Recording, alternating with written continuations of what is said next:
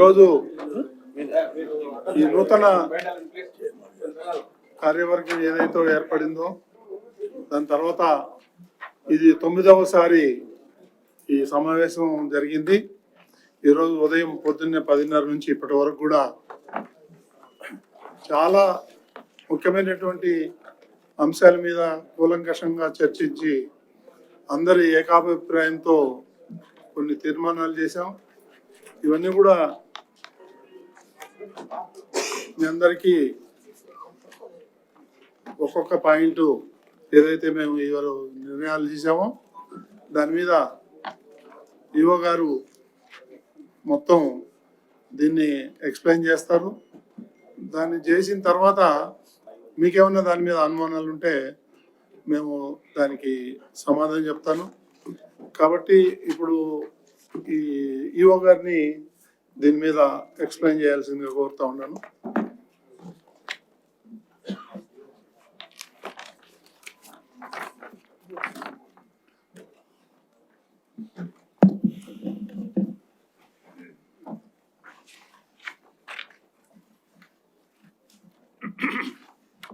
ఓం నమో వెంకటేశ.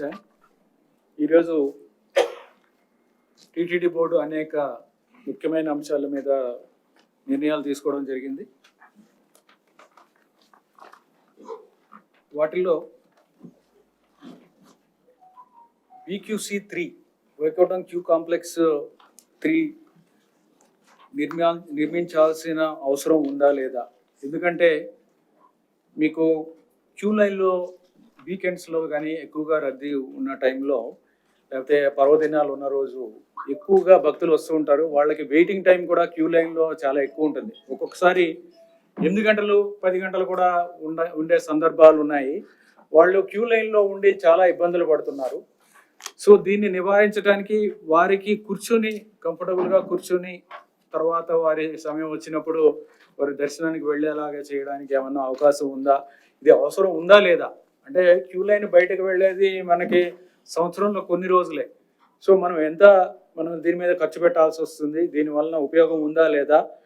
ఇవన్నీ కూడా ఒకసారి పరిశీలించి చేయడానికి ఎవరినన్నా కన్సల్టెంట్ తీసుకుని ఒక కమిటీ వేసి దాని మీద నిర్ణయం తీసుకోవాలనేది కూడా చేయడం జరిగింది. తర్వాత సాధారణ భక్తుల కోసం మనకున్న పైన ఉన్న అకామిడేషన్ ఏదైతే ఉందో, మనకి ఉన్న వసతి తిరుమల కొండ మీద లిమిటెడ్గా ఉంటుంది. ఇప్పుడు 1100 దాకా, 1100 నుంచి 1200 దాకా విఐపి ఇవి ఉన్నాయి.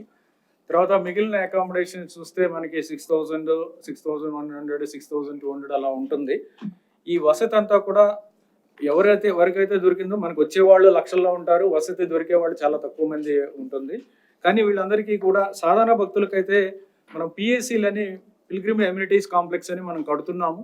వారికి అక్కడ వెయిట్ చేయడానికి, అక్కడ వేచి ఉండి వారి టైం వచ్చినప్పుడు, స్లాట్ వచ్చినప్పుడు వెళ్ళడానికి అవకాశం ఉంది. కానీ ఇక కొంతమంది సాధారణ భక్తులు కాకుండా మనకి 300 రూపాయల టికెట్ తీసుకున్న వాళ్ళు, లేకపోతే శ్రీవాణి టికెట్ ఉన్న వాళ్ళు, వీళ్ళు కూడా కొంత సమయం వేచి ఉండాలంటే వారు ఎక్కడ ఉండాలి అనేది ఒక క్వశ్చన్ అరైజ్ అవుతుంది. వాళ్ళందరికీ కూడా ఎటువంటి వసతి కూడా పైన లేదు, వెయిట్ చేయడానికి కూడా, కూర్చోడానికి కంఫర్టబుల్గా కూర్చోడానికి కూడా పైన లేదనే ఉద్దేశంతో చాలా డిమాండ్ ఉంది. చాలామంది అడుగుతున్నారు. దీని మీద పరిశీలించాలి, దీన్ని అధ్యయనం చేయాలి. ఏ విధంగా కన్స్ట్రక్ట్ చేయాల్సి వస్తుంది, ఏ విధంగా వాళ్ళకి ఛార్జ్ చేయాలో వద్దా, ఛార్జ్ చేస్తే ఎంత ఛార్జ్ చేయాలి, ఎంతసేపు ఇవ్వాల్సి వస్తుంది, ఎవరికి ఇవ్వాల్సి వస్తుంది, ఇవన్నీ కూడా చర్చించడానికి, అధ్యయనం చేయడానికి ఇది ఒక కన్సల్టెంట్ కూడా ఎంగేజ్ చేయడానికి ఒక నిర్ణయం తీసుకోవడం జరిగింది.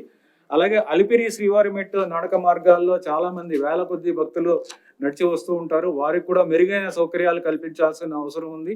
అక్కడ కూడా దాన్ని ఆహ్లాదకరంగా, ఆధ్యాత్మికతని మనకి ప్రతిబింబించేలాగా అక్కడ మౌలిక వసతులు కూడా అక్కడ పెంపొందించాల్సిన అవసరం ఉంది. లైటింగ్ అలాగే భద్రత ఇవన్నీ కూడా పెంపొందించాల్సిన అవసరం ఉంది. ఇవన్నీ కూడా చేయడానికి కూడా ఒక కన్సల్టెంట్ కూడా మేము ఎంగేజ్ చేయడం జరుగుతుంది. అలాగే శిలాతోరణం, చక్రతీర్థం అనేది చాలా ముఖ్యమైన ప్రాంతాలు మనకి తిరుమలలో. శిలాతోరణం అనేది జియోలాజికల్ సర్వే ఆఫ్ ఇండియా ప్రకారం అది ఒక హెరిటేజ్ సైట్ అది మనకి శిలాతోరణం అనేది. దాన్ని మనము టీటీడీ తరపు నుంచి దాన్ని ప్రొటెక్ట్ చేస్తున్నాము. చక్రతీర్థం కూడా చాలా ముఖ్యమైనది. అక్కడ రోజుకి సుమారుగా 10,000 మంది అక్కడ దర్శించుకుంటూ ఉంటారు. ఇవి కూడా అభివృద్ధి చేయాల్సిన అవసరం ఉంది. అక్కడంతా కూడా పార్కింగ్ దగ్గర నుంచి పిల్గ్రిమ్స్కి భక్తులకి అక్కడ సరైన సౌకర్యాలు లేదు. అవన్నీ కూడా ఎంతో ఆహ్లాదకరమైన వాతావరణం ఉంటుంది, కానీ అక్కడ మనము టీటీడీ తరపు నుంచి అభివృద్ధి చేయాల్సిన అవసరం చాలా ఉంది.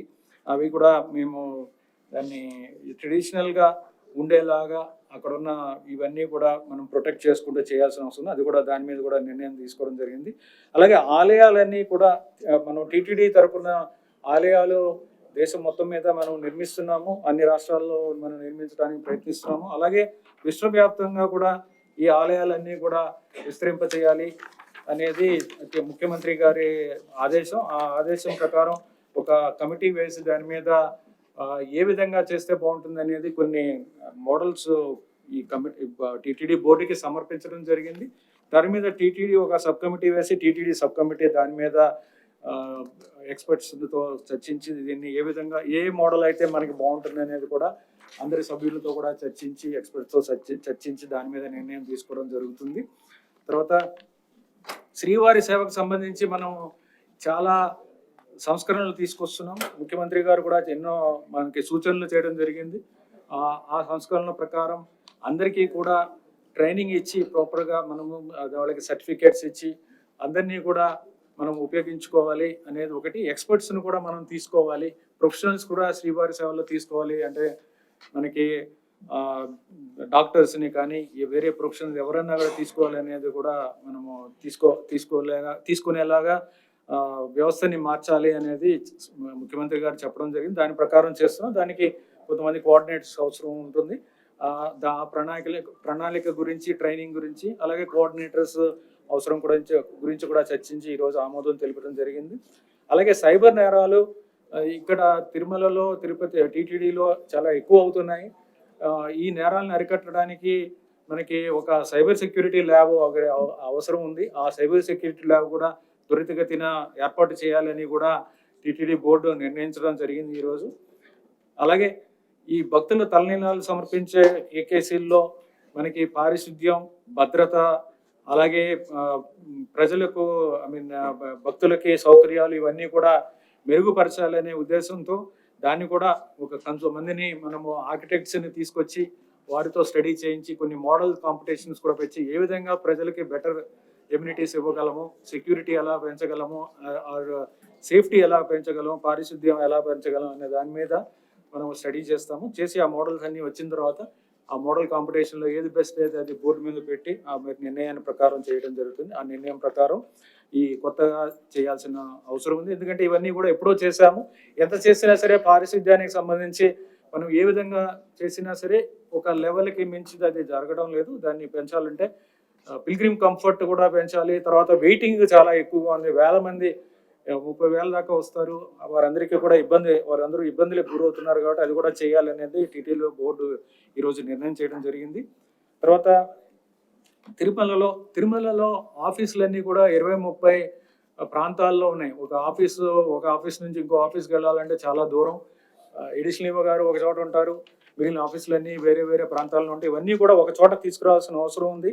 దాని మీద కూడా ఈరోజు నిర్ణయం తీసుకోవడం జరిగింది. పరిపాలన కోసం పరిపాలనా భవనం ఒకటి నిర్మించాలనేది, ఎక్కడ చేయాలనేది కూడా దాని మీద చర్చిస్తారు. తర్వాత దాన్ని మళ్ళీ బోర్డుకి తీసుకెళ్ళడం జరుగుతుంది. తర్వాత ఈ పాతబడిన నిర్మాణాలు ఏవైతే ఉన్నాయో అవన్నీ కూడా మనము దాన్ని తొలగించి దాని మీద అక్కడ మనము విశ్రాంతి గృహాలు కొత్తగా కట్టించాల్సిన అవసరం ఉంది. అది కూడా గతంలోనే టీటీడీ బోర్డు నిర్ణయం తీసుకుంది. దాని తర్వాత ఎక్స్పర్ట్స్ని మనం పెట్టుకుని ఆర్ఎండ్బి ఎక్స్పర్ట్స్, ఐఐటి ఎక్స్పర్ట్స్తో చర్చించిన తర్వాత కొన్ని నిర్మాణాలు పాతబడినవి, ఇవి మనము స్ట్రక్చరల్గా అన్సేఫ్గా ఉన్నాయి, వాటిని ఉపయోగించడం వీలు పడదనే దాని మీద ఆ రిపోర్ట్ ఇచ్చిన తర్వాత వీటిని కూడా మనం డిమాలిష్ చేసి వాటిలో కొత్తగా భవనాలు కట్టాలి అనే దాని మీద ఒక నిర్ణయం కూడా తీసుకోవడం జరిగింది. అవి హెచ్విడిసిలో 6 బ్లాకులు, బాలాజీ విశ్రాంతి గృహం, ఆంప్రో guest house, Annapurna canteen, Kalyani సత్రాలని వీటిని ఫేజ్ వైజ్ ఇవన్నీ కూడా చేయాలనేది కూడా నిర్ణయించడం జరిగింది.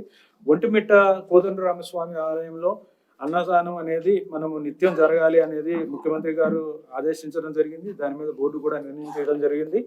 దీని మీద త్వరగా మనము ప్రారంభించాలి, టెంపరీగా ప్రారంభించాలి. పర్మనెంట్ బిల్డింగ్ అనే అన్నదానం కాంప్లెక్స్ కట్టడం అనేది టైం పడుతుంది కాబట్టి టెంపరీగా దీన్ని ప్రారంభించాలనే ఉద్దేశంతో టీటీడీ బోర్డు ఈరోజు 4.35 కోట్లకే దాన్ని ఆమోదించడం జరిగింది.